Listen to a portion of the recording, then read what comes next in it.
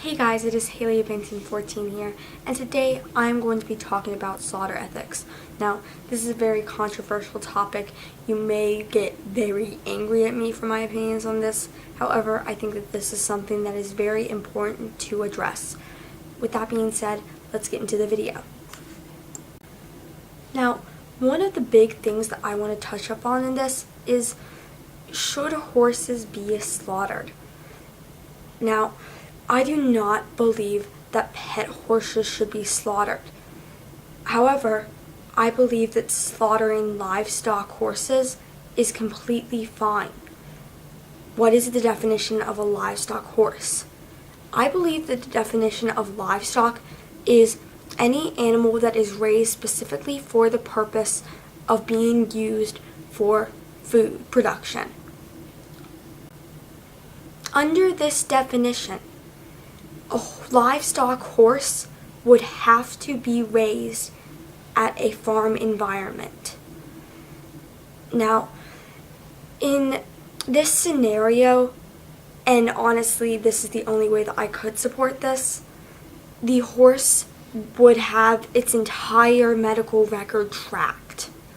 The reason for this would be so that when the horse arrives at the slaughterhouse, its records are pulled up and it is viewed, and if the horse has any history of drug use, then it is a no-go. As a matter of fact, it would probably be required that the horse has that medical record viewed before it even gets on the truck.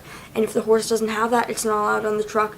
If anything does not check out on that, then the horse does not get in the truck. It is a no-go. Now, of course, the ideal scenario would be not slaughtering animals. However, there is a big problem with this. That problem being, there's not enough land. It takes 0.44 acres of land to feed one vegetarian person. That is actually less than it takes to feed a regular omnivorous person. However, that's not the problem. The problem is that there is only so much land that can be used for farming purposes. As a matter of fact, there are already too many people in the world to employ a program of everybody in the world being vegetarian. It's not doable. Even if we did find a way to make our cropland stretch far enough to support all the people living on the planet right now, that leaves the question of, where would the farm animals go? They won't just disappear, and farmers will not want to pay for a meat cow that they cannot make a profit off of.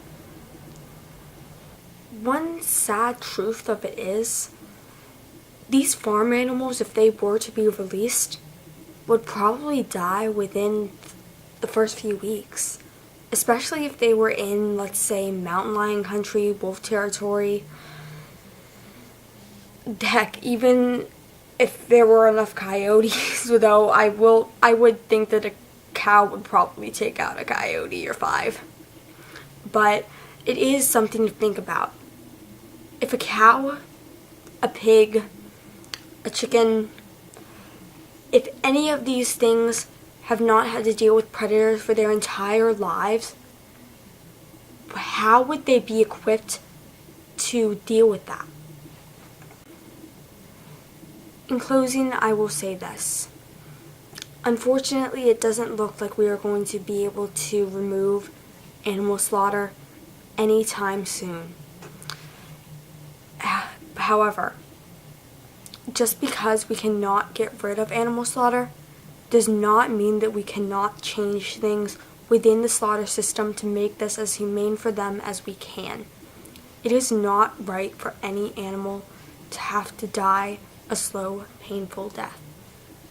And I think that that's something we can all agree on. I'm sorry that this video is such a Debbie Downer. I was actually planning to make this much longer than it was. I've just run out of things to say. And yeah, if you have enjoyed this video, please like, comment, subscribe. Thank you for watching this all the way through, and if you have certain opinions on slaughter that you'd like to talk about, if you agree, if you disagree, let me know in the comments. I'd love to have a discussion. Bye-bye.